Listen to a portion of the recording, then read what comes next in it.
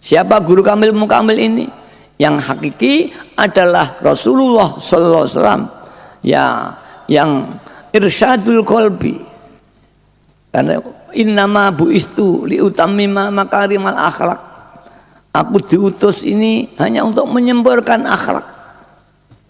Akhlak adalah sikap mental seorang kepada Allah. Kalau seorang hamba yang bagus, maka mentalnya atau akhlaknya senantiasa mengabdi kepada Allah. Untuk mengabdi pada Allah, dia harus senantiasa lillah dan billah.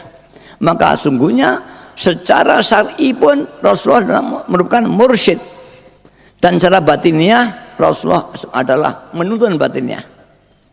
Apakah bisa bahwa seseorang menuntun, prakteknya bagaimana?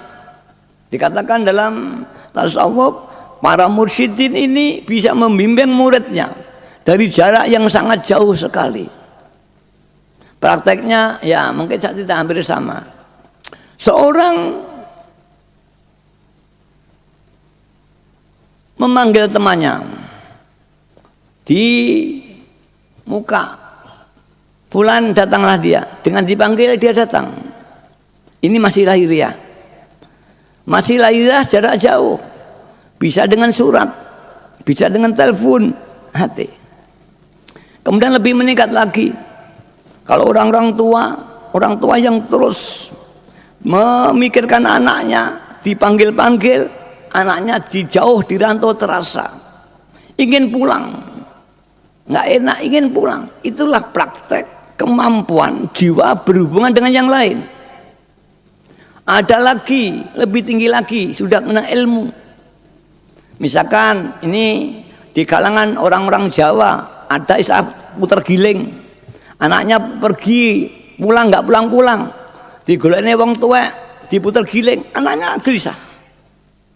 Bisa pulang lagi, lebih kuat lagi. Ya, ini kalau di dulunya pondok-pondok namanya asma kurung. Didongani orang itu bingung, pulang aja dia. Kalau zaman kuno banyak petani yang tawahnya ombo dipageri. Kalau ada orang maling, dia bisa keluar. Perasaannya mau bengai, tahu-tahu pulang. Itu praktek rohani memanggil. Lah al-ghaus lebih daripada itu. Hati al-ghaus mampu memancar berhati muridnya. Yang asalnya lupa, ingat aja dia. Tahu ingat kepada Allah. Ingin ibadah, seolah-olah dari mana nggak tahu dia ada kemampuan ini. Itulah seorang mursyid yang berkemampuan mampu membimbing hatinya dan sebagainya. Bahkan orang Jawa, wong nggak seneng, tiga seneng kok gaib.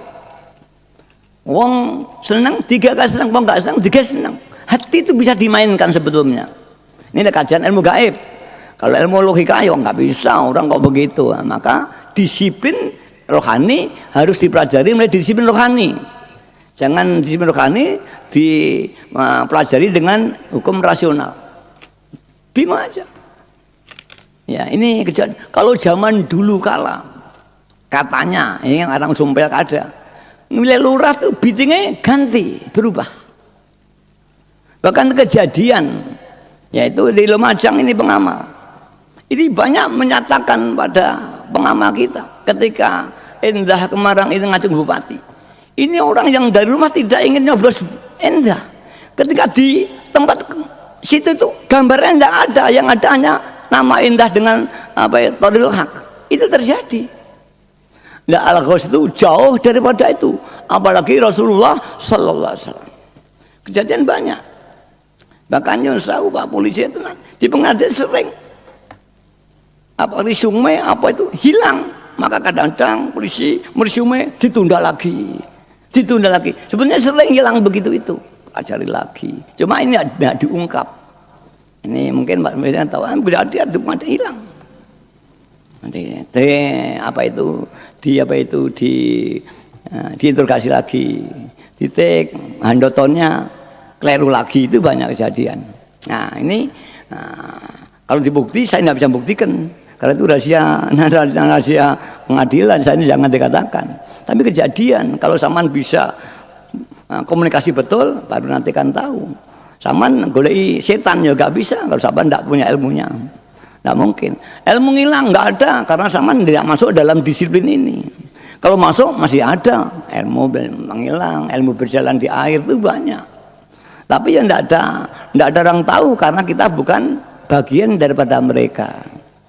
Tapi kalau mereka tunggal kita mana narkoba, nggak bisa kita tahu, kita bukan bagian mereka.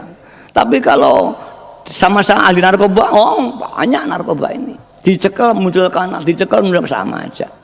Hanya kita tidak bagiannya. Nah begitulah soal rohani. Ini sangat tinggi sekali. Kita awam, kita tidak bisa. Hakikatnya manusia ini, dengan doanya, Rasulullah dengan doanya.